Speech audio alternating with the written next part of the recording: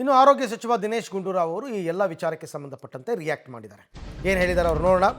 ಹೋಳಿಗೆ, ಬೆಲ್ಲ, ಟೊಮೆಟೊ ಸಾಸ್ನಿಂದ ಆರೋಗ್ಯಕ್ಕೆ ತೊಂದರೆ ಅಂತ ಆಯ್ತಲ್ಲ, ಅವ್ರು ಹೇಳಿದ್ದಾರೆ ದಿನೇಶ್ ಗುಂಡೂರಾವ್ ಅವರು, ಆಹಾರ ಸುರಕ್ಷತಾ ಬಗ್ಗೆ ನಿರಂತರ ಪ್ರಕ್ರಿಯೆ ನಡೀತಾ ಇದೆ, ನನಗೆ ಯಾವುದೇ ರಿಪೋರ್ಟ್ ಬಂದಿಲ್ಲ ಅಂತ ಹೇಳಿದ್ದಾರೆ ಅವರು. ಅಂದರೆ ಇನ್ನೂ ಎಲ್ಲ ಸ್ಯಾಂಪಲ್ಗಳನ್ನ ಕಳಿಸ್ಕೊಟ್ಟಿದ್ದೀವಿ, ಯಾವುದೇ ರಿಪೋರ್ಟ್ ಬಂದಿಲ್ಲ, ರಿಪೋರ್ಟ್ ನೋಡಿದ ಬಳಿಕ ಮಾತನಾಡ್ತೀನಿ ಅಂತ ಹೇಳಿದ್ದಾರೆ. ನೋಡಿ, ನನ್ನ ಹತ್ರ ಇನ್ನೂ ಪೂರ್ತಿ ವರದಿ ಬಂದಿಲ್ಲ. ಯಾಕಂತ ಹೇಳಿದ್ರೆ ಅವರು ಪ್ರತಿ ಸಲ ಈ ಥರ ಪ್ರತಿ ತಿಂಗಳು ಎಲ್ಲ ಕಡೆ ಈ ಥರ ಪರೀಕ್ಷೆಗಳು ಮಾಡಬೇಕು ಅಂತ ಹೇಳಿದ್ದೀವಿ. ಸೊ ಪೂರ್ತಿ ಮಾಹಿತಿ ಬಂದ ಮೇಲೆ ನಾನು ತಿಳ್ಕೊಂಡು ರಿಯಾಕ್ಟ್ ಮಾಡ್ತೀನಿ. ಯಾಕಂದರೆ ಹೇಳಿದ್ರೆ ಎಷ್ಟು ಪರೀಕ್ಷೆ ಮಾಡಿದ್ದಾರೆ, ಏನು ಬಂದಿದೆ, ಏನಾಯಿತು ಎಲ್ಲ ಪೂರ್ತಿ ತಿಳ್ಕೊಂಡು ಹೇಳಬೇಕಾಗ ಸುಮ್ಮನೆ ನಾನು ಏನೂ ಹೇಳೋಕ್ಕೆ ಇಷ್ಟಪಡಲ್ಲ.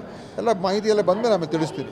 ಆದರೆ ನಮ್ಮ ಇಲಾಖೆಯವರು ಇದು ನಿರಂತರ ಪ್ರಕ್ರಿಯೆ.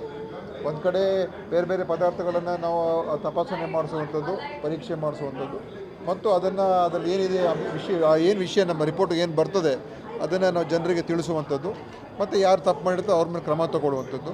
ಒಟ್ಟಾರೆ ಇಡೀ ವ್ಯವಸ್ಥೆಯಲ್ಲಿ ಸುಧಾರಣೆ ತರ್ತಕ್ಕಂಥದ್ದಕ್ಕೆ ನಮ್ಮ ಆಹಾರ ಸುರಕ್ಷತಾ ಇಲಾಖೆ ಏನಿದೆ ಅದು ಭಾಳ ದಿವಸಗಳಿಂದ ಈಗ ಕೆಲಸ ಮಾಡ್ತಾಯಿದೆ. ಸೊ ಖಂಡಿತ ಇದನ್ನು ನಿರಂತರ ಪ್ರಕ್ರಿಯೆ ಇರ್ತದೆ. ಸೊ ನಾನು ಪ್ರತಿಯೊಂದಕ್ಕೂ ರಿಯಾಕ್ಟ್ ಮಾಡ್ತಾ ಹೋಗೋದಿಲ್ಲ. ಆದರೆ ಏನು ರಿಪೋರ್ಟ್ ಬರ್ತದೆ ಪೂರ್ತಿ ತೊಗೊಂಡ ನಂತರ ನಾನು ಹೇಳ್ತೀನಿ. ನೋಡಿ, ಈಗ ನಾವು ಎಲ್ಲಿ ಅಡುಗೆ ಮಾಡೋದರಲ್ಲಿ ಪ್ಲಾಸ್ಟಿಕ್ಕನ್ನು ಉಪಯೋಗ ಮಾಡ್ಕೊಳ್ತಕ್ಕಂಥದ್ದಕ್ಕೆ ನಾವು ಬ್ಯಾನ್ ಮಾಡಿದ್ದೀವಿ. ಯಾಕಂದರೆ ಅದು ಆಹಾರದಲ್ಲಿ ಮಿಶ್ರಣ ಆಗುತ್ತೆ ಅಂತ.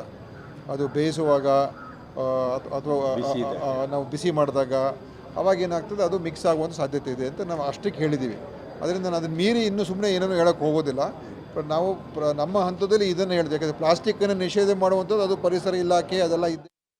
ಓಕೆ, ಬಟ್ ಒಂದು ಜನರಿಗೆ ಹೇಳೋದಂತಂದರೆ, ನೀವು ತಗೊಳ್ತಕ್ಕಂಥ ಬ್ರ್ಯಾಂಡ್ ಇದೆಯಲ್ಲ, FSSAI ಇಂದ ಪ್ರಮಾಣಿತವಾಗಿರಬೇಕು. Food safety and security act of India ಅಂತ ಒಂದು ಪ್ರಮಾಣೀಕೃತ ಸೀಲ್ ಇರುತ್ತೆ. ಹಾಗಾಗಿ ಸಾಸು ಇವೆಲ್ಲ ತಗೋಬೇಕಾದ್ರೆ FSSAI ಸೀಲ್ ಇದ್ದರೆ ಅದನ್ನು ನೀವು ತಗೋಬಹುದು. ಅದು ಆರೋಗ್ಯಕ್ಕೆ ಹಾನಿಕಾರಕವಲ್ಲ ಅಂತಕ್ಕಂಥದ್ದನ್ನು ತಿಳ್ಕೊಳ್ಳಿ.